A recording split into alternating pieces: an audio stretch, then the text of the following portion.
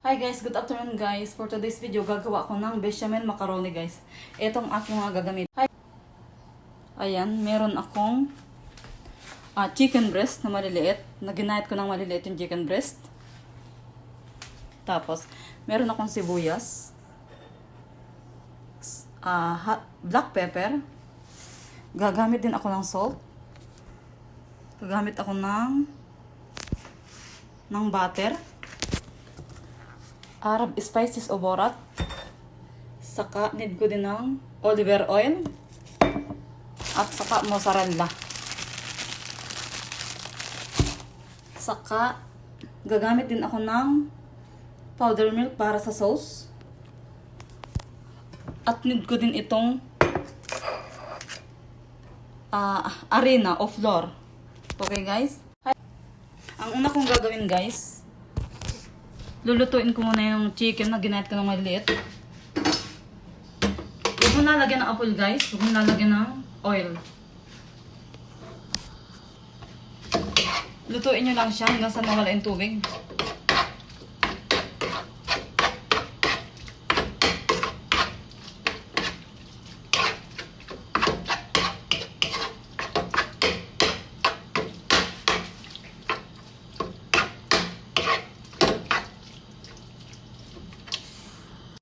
At dahil guys, medyo maputi na yung manok, ilagay na natin tong sibuyas o onion.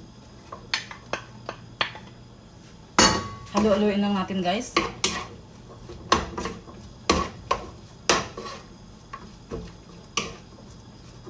Peace. Please give me like and comment in my video guys, kung gusto mo yung video ko.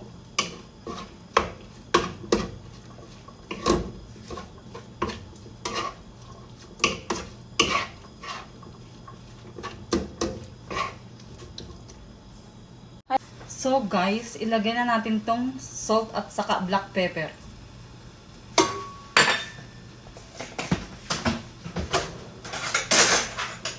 Ilagay na natin din yung Arab spices o borat para magkasama. Haluin lang natin guys. Ayan siya.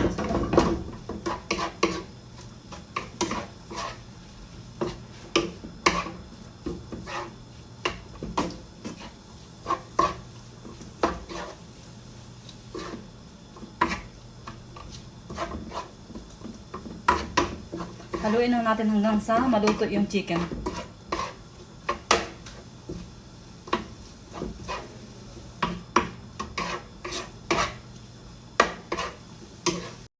So ayan guys, luto na yung chicken breast.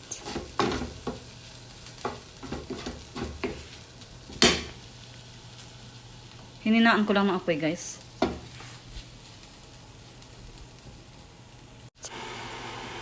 Hi guys, sunod naman natin gagawin is sauce, yung bechamel sauce. Una guys, maglagay tayo ng tubig, 3 basong tubig.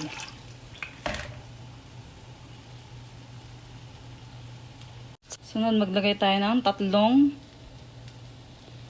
kutsarang arena.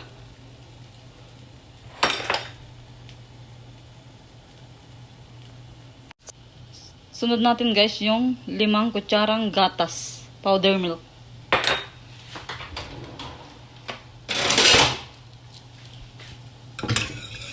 Haluin lang natin guys. Hanggang maging sticky siya guys. Malapot.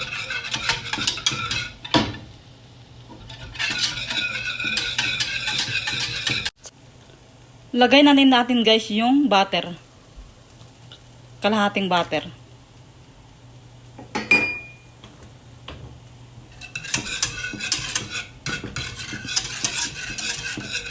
So guys, dahil medyo sticky na siya, lagyan na natin yung black pepper at saka salt. Yan guys. Naghalo-halo na yung mga ingredients niya. Yung tubig, milk, powder, yung harina, saka butter, at saka yung black pepper and salt.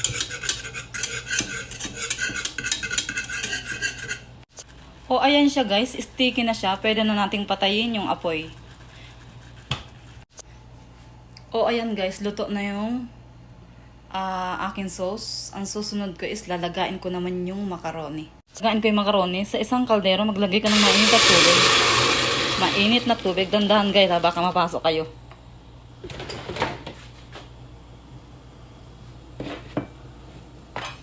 Lagyan mo ng asin o salt. Konting olive oil para hindi mag-dry.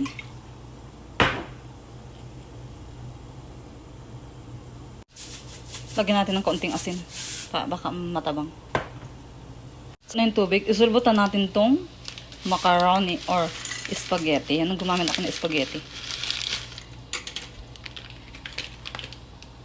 Ang aking spaghetti guys, lulutuin ko na siya sa 8 minutes. So ayan guys, luto na yung ating macaroni o spaghetti. I-drain na natin guys. So ayan guys, luto na yung macaroni. Luto na din yung chicken breast.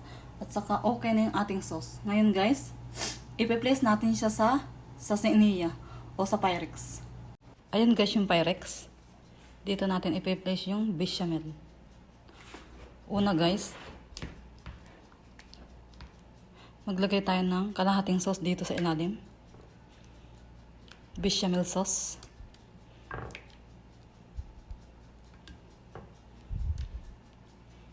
Ayan guys, kinalat lang natin.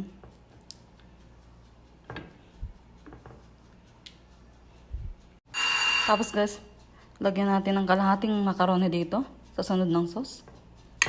Kalat lang natin guys.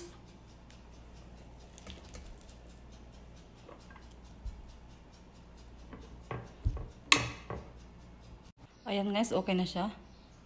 Isunod naman natin yung chicken. Ayan guys, na-i-place ko na yung chicken. Ngayon, isusunod ulit natin yung natitirang macaroni. So ayan guys, place ko na yung macaroni. Tapos isusunod naman natin yung natitirang sauce.